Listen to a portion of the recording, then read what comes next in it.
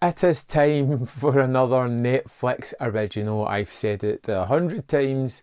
You're just never quite sure what you're going to get with these movies, but I was eager to check out I Am Mother. And to kind of cut this short a little bit, I'm happy to say this is one of the better Netflix movies that I've recently watched. Now, the plot is similar to another Netflix original, Tao, that came out last year, and that was kind of underwhelming and, well, pretty rubbish, to be fair. This blows out the water. It is just a 3-character piece. We have a post-apocalyptic event. There is something that destroys the world.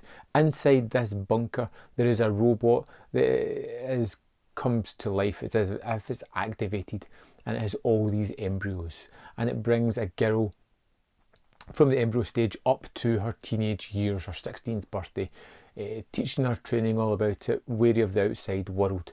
They have mother, which is the robot, and daughter, which is the girl. And one day something happens. There's a knock at the door, something's banging there, and daughter finds it and opens the door and lets in this stranger, this woman whom we never find out her name. That's the characters' names. We have mother, daughter, and woman, and it's just these 3 characters. Now, it is true, 2's company, 3 is a disaster. And this movie is very similar to some other kind of movies that I won't list here because it may spoil some of the aspects of it. But we have 2 humans and a robot, and we have constant displacement of allegiances. Where does everybody stand? You know, when it's just mother and daughter, they are cohabitating perfectly well. They've got a great routine and it works terrific for them. And the robot mother looks really good, and it's probably just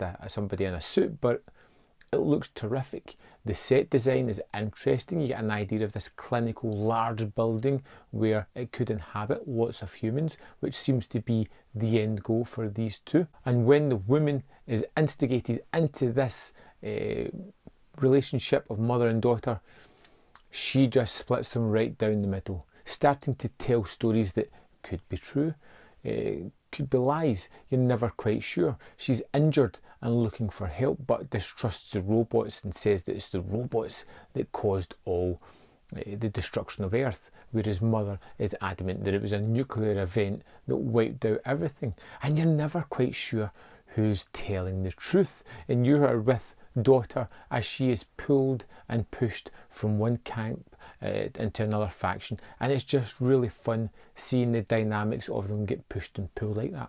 Hilary Swank is really good as the woman, and she comes into this movie and just disrupts the boat. You know, and you're never quite sure if I liked her, if I didn't, if she was telling the truth. I kind of liked the relationship between daughter and mother, but again, that starts to fracture the more stories are being told. And you have a movie that really plays a lot on the psychological level. You have somebody who is going along in their life perfectly fine when somebody throws a spanner in the works, tells you that everything you know may not be true, and it really does rock the boat.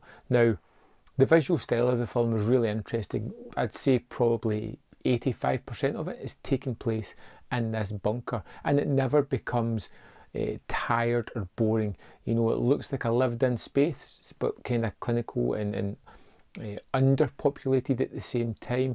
You get this really fun relationship between mother and daughter, and the growing up sequence at the start I thought was really fantastic. But what I wasn't expecting, and something that I really did like, was when we go into the outside world for the last short part of the movie, and you really see the effect of what has happened to the landscape and the environment, and it looks kind of different from most other post-apocalyptic type things. Now, they have some effects here. They're not terrible, but they're not super great either. They're perfectly fine, and it just adds to the whole aesthetic of the movie. You feel like you're living in a proper realised world populated by these 3 characters, and it takes turns that I really truly wasn't expecting, which is something that's always a welcome surprise.